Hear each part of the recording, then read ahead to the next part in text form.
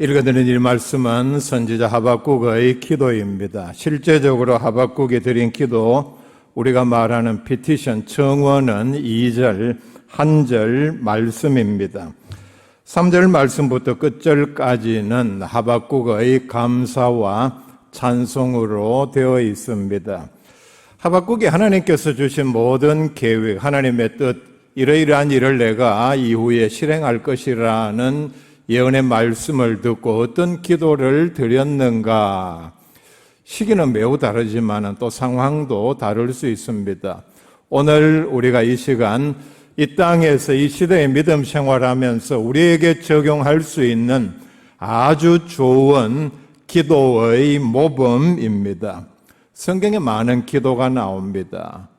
구약에서부터 신약에 이르기까지 많은 기도가 나오는데 기도문이 성경에 이렇게 우리에게 마치 모범 답안으로 예시가 되어 있습니다. 오늘 칼럼에 교사의 기도를 제가 실었습니다. 많은 기도가 있죠. 유명한 소방관의 기도, 경찰관의 기도, 군인의 기도, 이렇게 이런 내용들을 보면은 일반적으로 이렇게 알려진 이유가 뭡니까? 예수 믿지 않는 사람도 이런 기도 내용을 보면은 이런 직업에 이런 사람들이 자기의 사명을 잘 감당하기 위해서 이런 기도를 드리는구나. 소방관의 기도를 보면은 그 내용이 참 숙연합니다. 왜냐하면은 실제로 우리가 화재 현장에서 자기의 목숨을 두려워하지 아니하고 잃는 것을 두려워하지 아니하고 한 생명이라도 구원하기 위해서 불 속으로 뛰어들어서 구원하는 그런 모습들을 보면은 정말 이들은 평소에 이런 기도 내용을 간직하고서 하나님께 기도하며 불 앞에서 용기를 잃지 않게 해달라고 기도하는구나 하는 것을 느낄 수 있습니다. 하물며 성경에 나오는 기도문 우리가 주의 깊게 살펴보고 우리의 삶 가운데 우리의 기도 생활에 적용할 수 있어야 합니다. 자, 그렇다면은 하박국은 전체 석장으로 되어 있는데 3장 2절에서 이런 기도를 드리게 된 이유가 무엇인가? 이걸 우리가 제대로 이해하기 위해서는 1장과 2장에서 어떤 일이 있었는가 하는 것을 이해하는 것은 매우 중요합니다. 하박국은 주전 예수님 오시기 600년경에 남유다에서 활동한 선지자입니다. 예수님 오시기 전에, 그리고 이미 100여 년 전에 하나님께서 예언하신 그대로, 즉 너희들이 회개하지 않으면은 이방 나라들을 들어서서 너희들을 멸망케 할 것이라는 예언 그대로, 참 희한하죠. 하나님께서 그렇게 여러 많은 선지자를 통해서 같은 예언을 반복했음에도 인간의 완악함이 얼마나 극에 달했던지 전혀 회개하지 아니하고 뉘우치지 아니해서 그 예언한 내용이 그대로 이루어졌습니다. 즉 북이스라엘은 100여 년 전에 아수르에 의해서 멸망을 당하고 말았습니다. 그 사실을 보면서도 남유다는 깨닫지 못하고 온갖 죄에 빠져 있었습니다. 1장 말씀 볼 수 있기를 바랍니다. 1장 2절부터 4절까지는 그 당시에 유다가 어떤 죄에 빠져 있었는가 하는 것을 하박국 선지자가 하나님께 항변하는 태도로 이렇게 밝히면서 기록이 되어 있습니다. 2절 말씀에 보면은 내가 강포로 말미암아 외쳐도 주께서 구원하지 아니하시나이다. 어찌하여 내게 죄악을 보게 하시며 패역, 겁탈, 강포, 변론과 분쟁. 4절에 보면은 온갖 불의가 다 횡행하는 그런 시대입니다. 하박국이 여기서 이런 말씀을 하나님 앞에 하는 이유가 뭡니까? 이렇게 유다에 하나님의 말씀을 거역하고 회개하기를 거부하고 이런 죄들이 만연해 있음에도 불구하고 왜 유다의 죄를 심판하지 않으십니까? 하나님께 그렇게 따졌습니다. 5절 말씀부터 11절 말씀에 보면은 하나님의 응답이 이렇게 왔습니다. 내가 그냥 있는 것이 아니라 조금만 있으면은 흉악한 바벨론 군대를 동원하여서 유다를 심판하겠다. 그런데 너 잘 알지 않느냐? 바벨론 군대는 매우 사납고 잔인하고 전쟁을 매우 잘하는 군대들이다. 그런 군대가 너희들을 징벌하기 위해서 침략을 하면은 너희들은 상상도 할 수 없을 정도로 너희 백성들을 죽이고 포로로 빼앗아가고 다 빼앗아갈 것이다. 그리고 있는 것들은 다 파괴하고 말 것이다. 하나님께서 그런 응답을 주셨습니다. 그런데 그 뒤에 나오는 하박국의 하나님의 이런 대답에 대해서 이렇게 항변을 합니다. 하나님, 유다가 범죄한 것은 사실입니다. 그래도 하나님의 자녀이지 않습니까? 하나님의 백성인데, 그렇기 때문에 그들 가운데 소수이지만은 하나님의 말씀대로 선하게 살려는 사람들도 있습니다. 하나님의 자녀를 이방의 바벨론 군대를 동원해서 심판하는 것이 공의의 하나님의 성격에 맞는 일입니까? 어찌 사랑의 하나님, 공의의 하나님이라고 하면서 바벨론 군대를 들어서 유다를 징벌하려 하시나이까? 원망하고 따졌습니다. 아마 하박국은 하나님의 그 응답에 대해서 충격을 받았을 것입니다.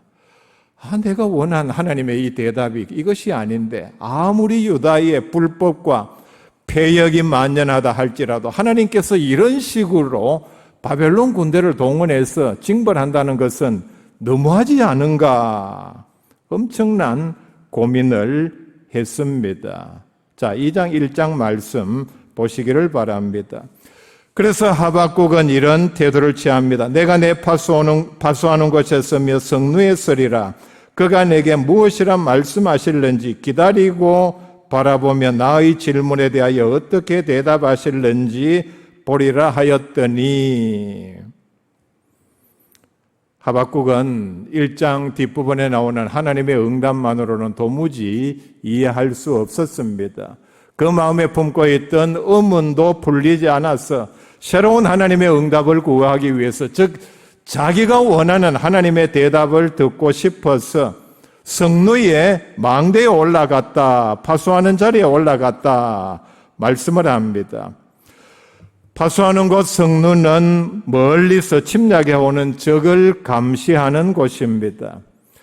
하박국은 너무나도 답답한 나머지 하나님의 음성을 조금이라도 빨리 듣기 위해서, 그리고 유다에 어떤 일이 일어나는가 역사적으로 시기적으로 조금이라도 빨리 보기 위해서 먼 곳을 가장 빨리 볼 수 있는 그런 높은 장소로 올라갔습니다.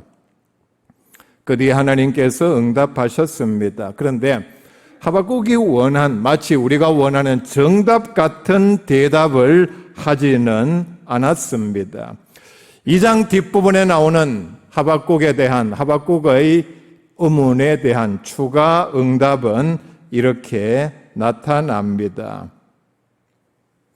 하나님의 응답은 이렇게, 대신 내가 바벨론은 유다를 징계한 다음에 내가 반드시 심판한다, 망하게 한다, 그런 뜻입니다.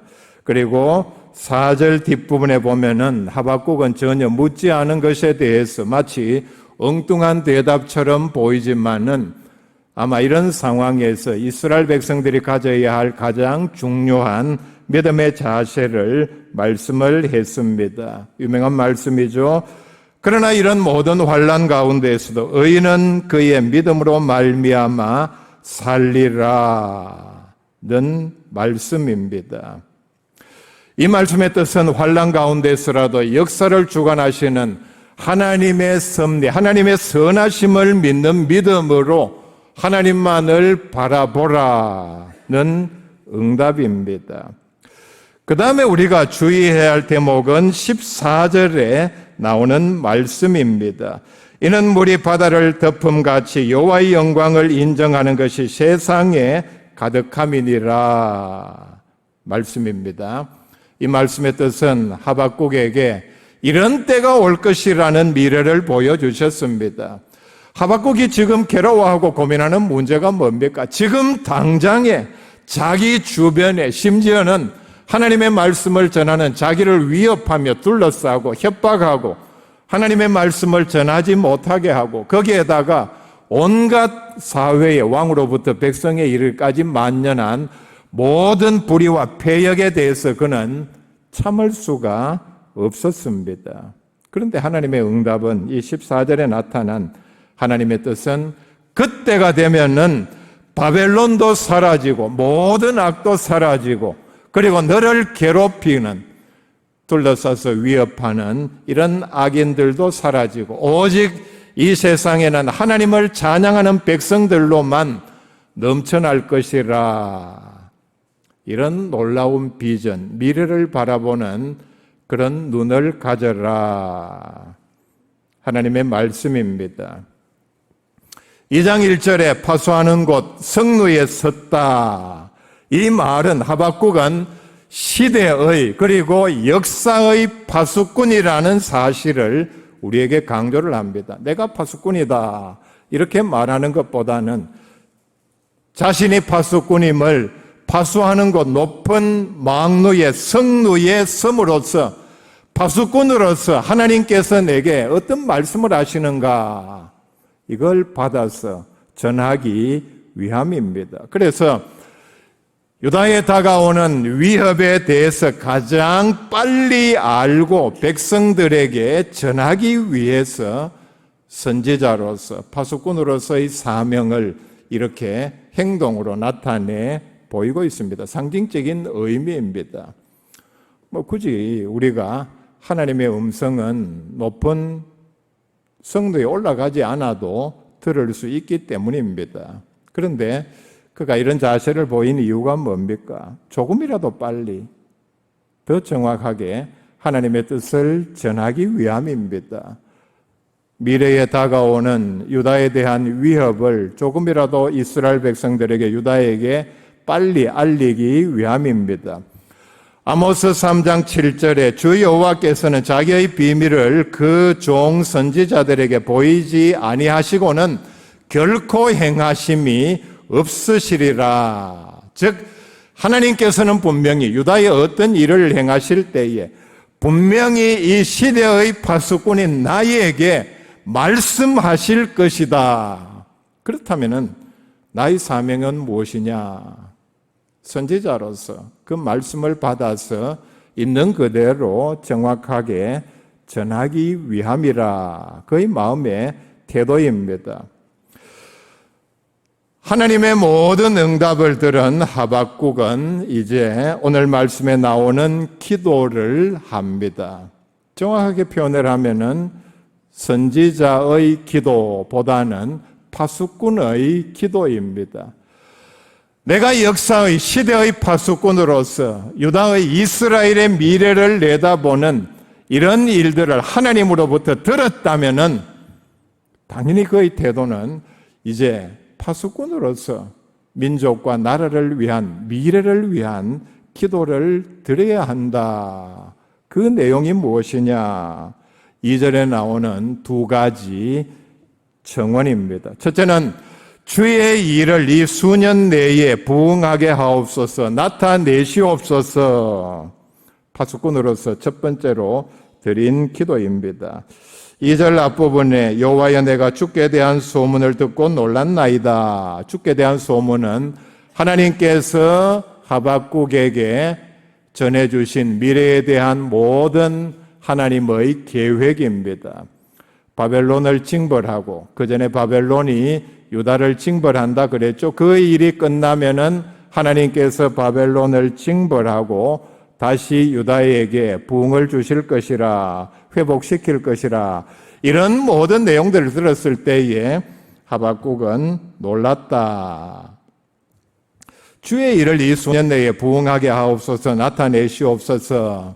이 말의 뜻은 하나님께서 그에게 내보여주신 모든 계획들에 대해서 그대로 실행하시옵소서라는 파수꾼으로서의 그의 고백입니다. 계획하신 대로 바벨론을 사용하여서 유다를 심판하시고 그 다음에 바벨론을 심판하시고 이후에 이스라엘을 구원해 달라. 그런 귀한 기도입니다. 부흥하게라는 말은 죽은 것이나 다름없는 것을 다시 살린다는 뜻입니다. 조금 이해가 되기 어려운 말씀 같지만은 먼저는 바벨론을 심판하셔서 그 다음에 죽은 것 같은 유다 이스라엘을 다시 살려달라는 뜻입니다. 하나님께서 계획하신 대로 심판을 통하여 그 다음에 이스라엘을 구원하신 일을 생생하게 하옵소서. 모든 사람들이 생생하게 볼 수 있도록 하나님의 뜻을 실행에 옮겨달라.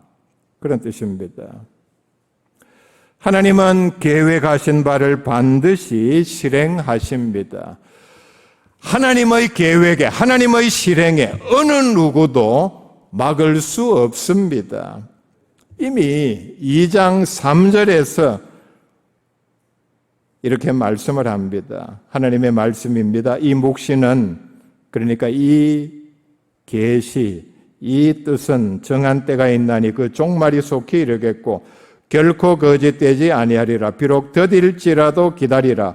지체되지 않고 반드시 응하리라. 내가 너에게 행한, 전한 이 모든 예언, 계시의 말씀들은 반드시 이루어진다. 너는 기다려라.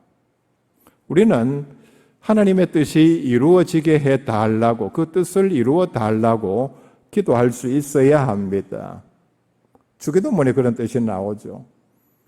하나님의 뜻이 이 땅에서도 이루어지기를 원합니다. 하나님의 뜻을 계획하신 그대로 행하시옵소서. 우리의 기도 제목입니다. 두 번째, 파수꾼의 기도 가운데 하나님의 그 모든 계획을 들었다면은 그런 모든 주로 심판에 관한 내용입니다. 먼저는 유다를 심판하고 그 다음에 바벨론을 심판하는 이런 내용 가운데 심판의 주 동기가 뭡니까? 하나님의 진노입니다. 도저히 말로서는 돌이킬 수 없는 상황 가운데 들어섰으니까 말로 아무리 해도 안 되니까. 여러분 그 말 잘 알죠? 말로 해서 안 되면 어떻게 해야 합니까? 행동으로 옮겨야 한다는 뜻입니다. 하나님의 뜻이 그것입니다. 심판을 하시는데 진노 가운데 심판을 하시겠죠. 그런 가운데에서도 긍휼을 입지 마옵소서. 사람이 보기에 참 저렇게 악한 사람 하나님의 심판을 받아야 당연하지. 저런 벌도 싸지. 보통 사람들은 그렇게 생각합니다. 당연하다고 생각합니다. 흉악범이 사형 판결을 받고 그렇게 장기간 수십 년 감옥에 처하는 것을 볼 때에 여러분 동정하는 사람들이 있습니까? 그 벌 당연히 받아야지. 대부분은 이렇게 생각합니다. 이 당시에 유다에 만연한 폐역, 겁탈, 강포 그리고 불의 때문에 하나님께서는 당연히 진노할 수밖에 없었습니다. 그런데 파수꾼의 기도 가운데 놀라운 청원 가운데 하나는 그러나 그런 가운데서도 긍휼을 잊지 말아 달라고 간구를 합니다. 우리는 원래 용서받을 수 없는 죄인이었습니다. 하나님의 긍휼이 아니면은 모두 다 죽을 수밖에 없는 죄인입니다. 긍휼이라는 말은 불쌍하고 가엾게 여겨서 도와준다는 뜻입니다. 구약 말씀을 기록한 히브리어의 뜻은 자궁이라는 뜻을 가지고 있습니다. 엄마 뱃속, 태아가 엄마 뱃속에서 매우 편안함을 느끼는 상황을 말씀을 합니다. 그러기 위해서는 엄마가 자기 뱃속에서 9달이나 품는 그런 수고와 고생을 해야 하겠죠. 제일 먼저 어린아이에게 해줄 수 있는 엄마의 자비, 사랑이 바로 긍휼이라는 뜻입니다. 신약을 기록한 헬라어의 뜻은 창자로부터 아픔을 느끼는 것입니다. 어떤 사람이 어떤 불행한 일을 당했을 때에 그냥 말로 참 어렵겠습니다. 힘내십시오. 이렇게 하는 것보다는 마음으로부터, 창자로부터 그런 아픔과 고통을 같이 느끼는 것이 긍휼이라. 하나님은 바로 이런 귀한 마음으로 우리를 불쌍히 여기신다 말씀을 합니다. 에베소서 2장 4절 이하에 긍휼이 풍성하신 하나님이 우리를 사랑하신 그 큰 사랑을 인하여 허물로 죽은 우리를 그리스도와 함께 살리셨고 말씀했습니다. 예수님의 공생의 기간, 이 땅에서 보여주신 모든 그 인간들을 향한 마음의 태도가 바로 긍휼입니다. 병자들을 불쌍히 여기셨고, 나사로의 누이 마리아가 자기 오빠가 죽은 것에 대해서 슬퍼하며 울자 예수님께서도 우셨습니다. 그리고 마지막으로 예루살렘에 올라오셨을 때에 그 성 백성들의 죄악, 그 죄로 인한 심판 때문에 안타까워하는 마음으로 성을 보시고 우셨다 말씀을 합니다. 성령께서는 말할 수 없는 탄식으로 우리를 대신하여 간구하신다 말씀을 합니다. 우리는 모두 다 죄인입니다. 하나님의 심판대 앞에 심판을 받게 되어 있습니다. 그렇다면 바로 오늘 우리에게 필요한 것이 무엇입니까? 하나님의 전적인 긍휼하심입니다. 하나님의 전적인 긍휼이 아니면 우리는 하나님의 자녀가 될 수도 없고 하나님의 심판대 앞에 설 수도 없습니다. 그렇기 때문에 바로 우리 자신을 위한 기도 그리고 남을 위한 중보 기도에서도 가장 중요한 기도 제목은 진노 중에라도 긍휼을 잊지 마옵소서. 바로 이 기도가 우리에게 필요합니다. 아브라함의 조카 롯은 탐욕에 이끌려서 아브라함을 떠나서 소돔과 고모라를 향하여 자기 발로 나아갔습니다. 소돔과 고모라가 어떤 도시입니까? 멸망받아서 마땅한 성입니다. 아마 우리가 그 시대에 살았더라면 그런 뉴스를 봤다면 아니면 텔레비전 화면을 통해서 지진이 일어나고 하늘에서 불이 내려오고 성들이 다 무너지고 사람들이 깔려 죽는 모습을 봤더라면 동정하는 사람이 별로 없었을 것입니다. 그런데 하나님께서는 롯을 구하기 위하여 친히 천사를 내려 보냈습니다. 롯도 결국 따지고 보면은 소돔과 고모라의 백성 중 하나입니다. 그러니까 전혀 자격이 없는 가정에 하나님께서 천사들을 보내셔서 그 가정에 긍휼을 베풀어 주셨습니다. 이스라엘 백성들이 애굽에서 종살이하면서 고통 가운데 하나님께 부르짖었습니다. 하나님께서 그 기도를 들으시고 나타내 보인 반응이 출애굽기 3장 8절에 나옵니다. 내가 내려가서 그들을 애굽인의 손에서 건져내고 그들을 그 땅에서 인도하여 아름답고 광대한 땅, 젖과 꿀이 흐르는 땅, 곧 가나안으로 그들을 인도하리라. 긍휼을 입혀달라는 이스라엘 백성들의 기도에 하나님께서 이렇게 반응하셨습니다. 창세기 18장에 보면은 하나님께서 아브라함에게 소돔과 고모라를 멸하실 계획을 말씀을 하셨습니다. 이 얘기를 듣고 자 우리가 그때로 돌아가 보십시다. 소돔과 고모라가 죄악이 관영했다. 더 이상 죄가 더 없을 정도로 더 증가하지 않을 정도로 못할 정도로 죄가 가득했다. 아브라함은 알고 있었죠. 그러면 그런 얘기를 들었을 때 아브라함의 반응이 여러분 같으면은 어떠해야 하겠습니까? 예, 제 같으면 이렇게 대답할 것 같아요. 예, 저 싹 없애서 주변에 이런 악이 더 이상 영향을 미치지 못하도록, 그래서 사람 사는 세상이 정의롭고 공의롭고 그리고 의인들이 편하게 살 수 있도록 해 주십시오. 저 혼자 생각입니까? 근데 아브라함은 놀라운 반응을 보입니다. 하나님께 이렇게 기도를 합니다. 그 성에 의인 50명만 있다면은, 자신이 없어서 숫자를 점점 줄여나갑니다. 45명, 40명, 30명, 20명. 마지막에 10명만 있어도 그 사람을 봐서라도 소돔과 고모라를 멸하지 말아 달라.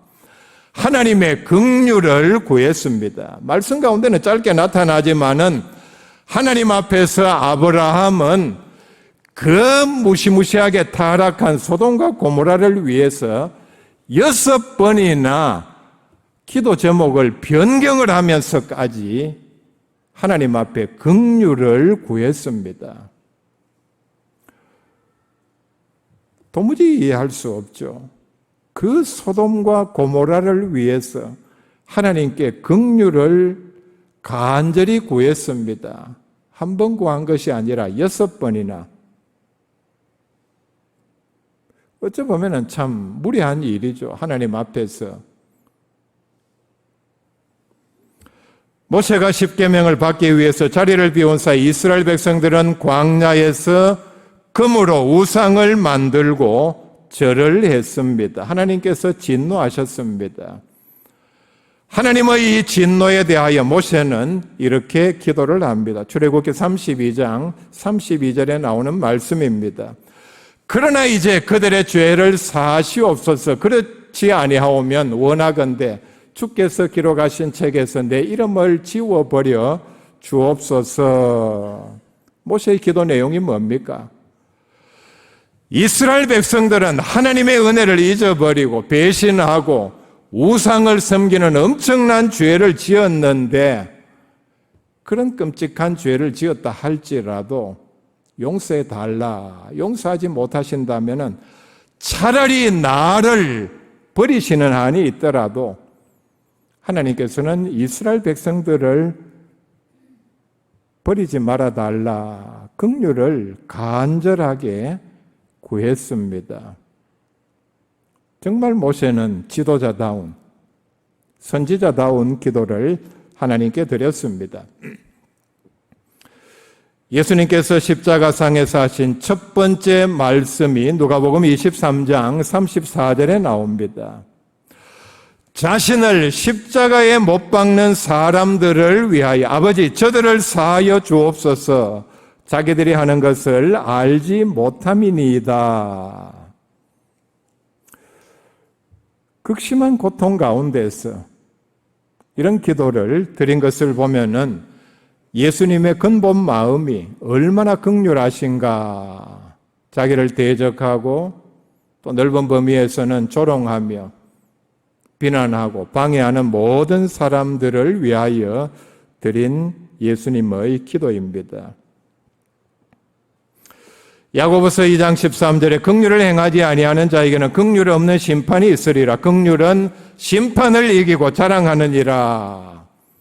긍휼은 심판을 이기고 자랑한다. 문자적으로 해석을 하면은 문자적입니다. 긍휼을 많이 행한 사람, 긍휼을 베풀어 달라고 다른 사람들을 위해서 많이 기도한 사람은 심판대 앞에서도 내가 행한 긍휼, 내가 지금까지 한 긍휼의 기도 때문에 그 심판도 이기고 자랑한다. 조금 앞서가면은 심판 그거 내가 행한 긍휼의 기도가 있는데 하나님의 약속대로라면은 내가 이 땅에서 많은 긍휼을 행했으니까, 죄인들 심지어는 흉악범까지도 긍휼히 여기는 마음을 가졌으니까 하나님께서도 같은 잣대로 나를 심판하시기 때문에 내가 받는 심판은 문제가 아니라는 뜻입니다. 여러분, 오늘 우리의 현실을 돌아볼 수 있기를 바랍니다. 북한 핵무기를 만들어 놓고 핵전쟁의 위협을 남한을 불바다로 만든다 위협하고 있습니다. 과거에 일으킨 침략전쟁에 대해서 인정도 하지 아니하고 사과도 하지 않는 가운데 지금 이런 일들을 하고 있습니다. 우리 사회에 계속해서 터져나오는 흉악범들에 관한 내용, 기사, 아무런 관련도 없는 사람들을 도대체 우리는 무슨 마음으로 그렇게 흉악하게 사람을 죽이는지, 이런 사람들. 수백 명의 전세금을 한꺼번에 다 떼어먹고 그런 가운데 그런 사람들, 자기의 전 재산이기 때문에 모든 것을 잃었다는 생각에서 스스로 목숨을 끊게 만드는 이런 악질적인 사람들, 그리고 계속해서 거짓말로 나라를 혼란하게 만드는 정치인들, 여러분, 이런 사람들 계속해서 우리가 뉴스를 통해서 보는 가운데 있습니다. 이런 사람들이 넘쳐나는 가운데 우리가 아무리 의롭고 말씀대로 산다고 해도 우리가 해야 할 기도는 바로 이런 사람들을 위해서 진노 중에라도 긍휼을 잊지 마옵소서라는 파수꾼이 드린 기도입니다. 다시 여러분 1장 2절부터 4절 말씀을 볼 수 있기를 바랍니다. 폐역과 겁탈, 강포, 불의는 그때뿐만 아니라 이미 우리에게 매우 익숙한, 우리 주변에서 늘 보는 범죄입니다. 우리 가운데 이미 들어와 있는 매우 심각한 범죄입니다. 이런 가운데 우리의 현실은 어떠합니까? 우리의 미래는 절대로 밝지 않습니다. 북한 핵무기, 기후변화, 한 해 한 해가 다르죠. 고온, 폭염, 가뭄, 홍수, 산불, 매년 보면은 기록을 경신하는 가운데 있습니다. 오염의 문제도 심각합니다. 우리는 분명히 이 시대의 파수꾼으로 불리움을 받았습니다. 그렇다면은 분명히 우리는 파수꾼으로서 이 시대를 분별할 수 있는 능력을 가지고 있습니다. 예수님께서 그런 말씀을 하셨죠. 책망의 말씀입니다. 천기는 분별하면서 하늘을 보고 내일 날씨가 어떨 것이다는 예측하면서 시대는 분별하지 못하느냐. 안타까운 예수님의 심정입니다. 우리는 파수꾼으로서 먼저 내다보고, 그렇다면은 우리는 하나님의 무한한 긍휼을 구할 수밖에 없는 그런 입장입니다. 하박국의 기도처럼 파수꾼의 사명을 다하는 복된 백성들 다 될 수 있기를 바랍니다.